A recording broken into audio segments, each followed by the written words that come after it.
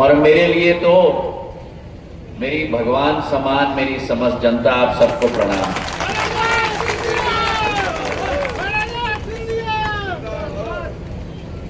आज शिवपुरी में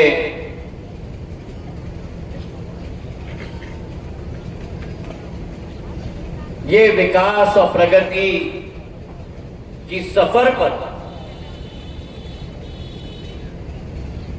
जो आज भारत देश चली, पिछले 10 वर्षों से प्रधानमंत्री जी के नेतृत्व में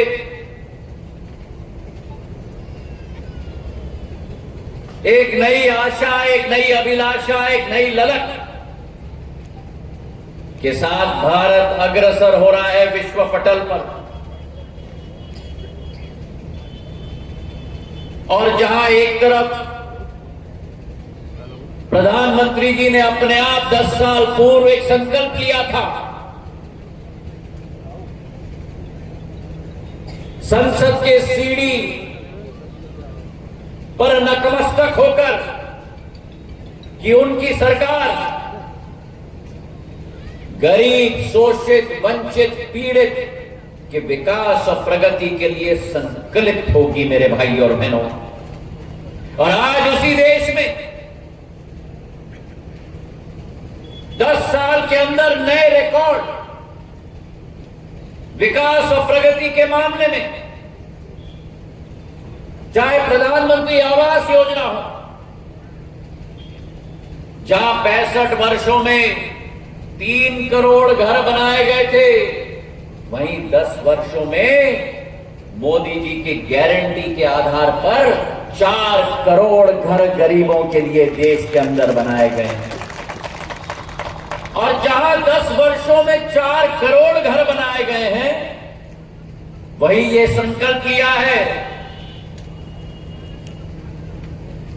कि एक बार फिर एक बार, और जब फिर एक बार मोदी सरकार बनेगी आपके आशीर्वाद से, आपके बरदस्त से, आपके प्यार से, प्रधानमंत्री जी के हाथों को मजबूत करेंगे, तब 5 साल के अंदर जहां 10 साल में 4 करोड़ घर बने हैं, 5 साल के अंदर हम 3 करोड़ घर और गरीबों के लिए बनाकर रखेंगे।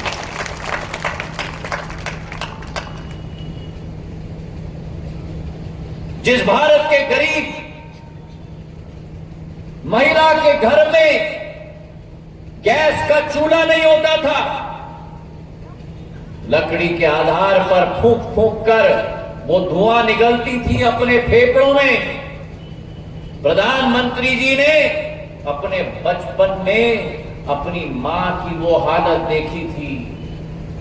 और इसलिए उन्होंने संकल्प लिया कि हे भगवान, अगर मुझे मौका मिले, मैं हर माता की इस पीड़ा को सदैव के लिए समाप्त कर दूंगा मेरे बहनों। और 10 साल के अंदर जहां एक भी गरीब महिला के घर में चूल्हा नहीं होता था, आज 11 करोड़ महिलाओं के घर में उज्ज्वला योजना के तहत चूल्हा और गैस कनेक्शन पहुंचाया गया मेरे भाई और बहनों। जहां उज्ज्वला का गैस कनेक्शन पहुंचा, अगर किसी गरीब के घर में किसी का पैर टूटा या हाथ टूटा, दिल का दौरा आया, तो अगर वो गरीब अस्पताल में जाता था तो 1 लाख रुपया का बिल, 1.5 लाख रुपया का बिल, गरीब के पास पैसा नहीं। आयुष्मान कार्ड योजना के तहत मोदी की गारंटी कि अगर देश के अंदर कोई गरीब या उसका परिवारजन बीमार हो तो 5 लाख रुपए का स्वास्थ्य का कवरेज सरकार देगी उस गरीब के लिए मेरे भाई और बहनों। तालियां थोड़ी कम बजी। कितने कितने आयुष्मान कार्ड धारक हैं सभा में, बताओ मुझे। इतने सारे हाथ उठ गए और तालियां कम बजी क्योंकि इन्होंने संख्या नहीं सुनी। आयुष्मान कार्ड धारकों की संख्या इस देश में कोई 100, 50, 2 लाख, 50 लाख नहीं, 28 करोड़ लोगों को प्रधानमंत्री जी ने स्वास्थ्य का सुविधा दिया है मेरे भाइयों और बहनों। 28 करोड़ लोग, 28 करोड़ लोग, मतलब अमेरिका की आबादी, पूरी अमेरिका की आबादी के अंक तक इतने लोगों को आयुष्मान कार्ड धारक बना दिया है। और आज के दिवस तक 90,000 करोड़ रुपए भारत सरकार के हमारे गरीबों के स्वास्थ्य की सुविधा के लिए, आयुष्मान कार्ड के लिए हर वर्ष गिन के 10 साल में 90,000 करोड़ रुपए प्रधानमंत्री ने खर्च किए। ये विकास और प्रगति की श्रृंखला है। इसी सोच के साथ कि अगर देश को आगे बढ़ाना होगा, अगर देश को आगे ले जाना होगा, तो मुट्ठी भर लोगों के आधार पे नहीं हो सकता, केवल उद्योगपतियों के आधार पे नहीं हो सकता, दिल्ली और मुंबई में रहने वाले लोगों के आधार पर नहीं हो सकता, जब तक देश का 140 करोड़ जनता इस अभियान में न जुड़ पाए मेरे भाई और बहनों। प्रधानमंत्री जी का संकल्प है कि इस देश के हर व्यक्ति को सशक्त करना होगा, इस देश के हर व्यक्ति के हाथों को मजबूत करना होगा, ताकि मां भारती की विकास और प्रगति में आप और हम मिलकर एक एक व्यक्ति अपना योगदान दे पाए और भारत का तिरंगा को विश्व पटल पर हम लोग लहरा पाए। और आज वही लक्ष्य की पूर्ति करते हुए मुझे इस बात की बड़ी खुशी है कि जो इस क्षेत्र की लंबी मांग थी, पिछले 10-15 सालों से शिवपुरी का व्यक्ति श्योपुर जाता था, पोरी जाता था, पोरी का व्यक्ति शिवपुरी आता था, लगा दे धक्का जाम। सही है कि नहीं? सही है कि नहीं? फाटक लग गया, फाटक लग गया तो इस तरफ से जाम, फाटक लग गया तो उस तरफ से जाम, और जब फाटक खुला तो दोनों तरफ से जाम ही जाम। सही है कि नहीं?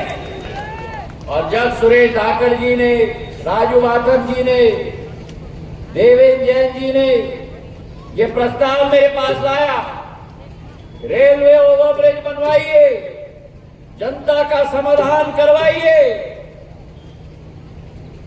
1 जनवरी 2022 को मैंने रेल मंत्री जी को चिट्ठी लिखी। पिछले 1 वर्षों के साथ उनके पीछे पड़ के इस साल के बजट में मैंने आवंटन करा के आज 34 करोड़ रुपए का रेलवे ओवरब्रिज हमारे सड़क में समाधान के रूप में आज पूर्ण रूप से स्वीकृत हो गया मेरे भाई और बहन। मेरा कहने का तात्पर्य यह है कि चाहे रेलवे ओवरब्रिज हो, संत रविदास जी के स्मृति में सामुदायिक भवन हो 50 लाख का, 39 आंगनवाड़ी हो 4.25 करोड़ की, 45 करोड़ रुपए की योजनाओं का भूमि पूजन आज ये यहां हो रहा है।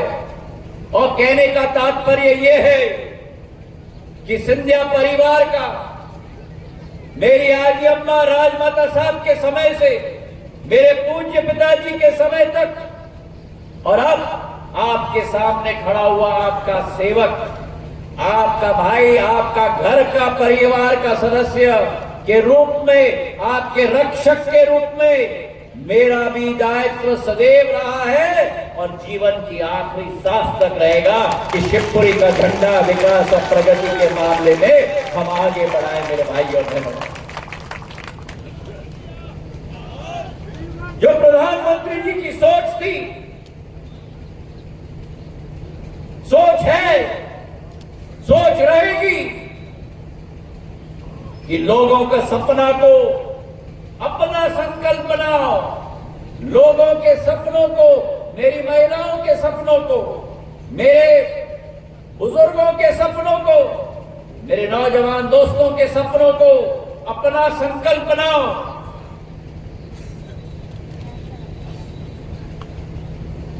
और थकना नहीं, थकना नहीं, रुकना नहीं, थकना नहीं और रुकना नहीं, जब तक उन संकल्पों को सिद्धि में परिवर्तित न कर दो मेरे भाइयों। और आज वो उदाहरण आपके सामने है। आपका सपना, जनप्रतिनिधि और हमारे संगठन का सपना, ज्योतिरादित्य सिंधिया का संकल्प, और 1.5 साल की लड़ाई के बाद वो संकल्प आज सिद्धि के रूप में आपके समक्ष है मेरे भाई और बहनों। रेल की व्यवस्था मेरे दिल के टुकड़े की तरह है। मेरे पूज्य पिताजी ने रेल मंत्री के रूप में असंभव को संभव कराने की कोशिश की थी। गुना इटावा रेलवे लाइन कहते थे सपना है, कभी संभव नहीं हो सकता। 84 में जब पहली बार रेल मंत्री बने, पहले रेल बजट में देश के हर योजना को शामिल करने के समय में प्राथमिकता गुना इटावा रेलवे लाइन की गई। और आज चुग चुग चुग चुग चुग चुग चुग चुग गाड़ी गुना इटावा रेलवे लाइन पे चलती है मेरे भाइयों। 16-17 वर्ष जो आपका आशीर्वाद मुझे प्राप्त हुआ, मेरे जीवन की सबसे महत्वपूर्ण कड़ी वो 17 वर्ष जब आपका बरदस्त और आपका आशीर्वाद था। शिवपुरी में जिस स्टेशन पर लोग वीरान होते थे, एक ट्रेन नहीं आती थी। उस स्टेशन पर चाहे हमारे ग्वालियर भोपाल इंटरसिटी हो, इंदौर अमृतसर एक्सप्रेस हो, इंदौर चंडीगढ़ गाड़ी हो, ग्वालियर पुणे गाड़ी हो, ग्वालियर इंदौर इंटरसिटी हो, और तो और क्या उल्टी गाड़ी चला दी मैंने झांसी से शिवपुरी होते हुए मुंबई तक।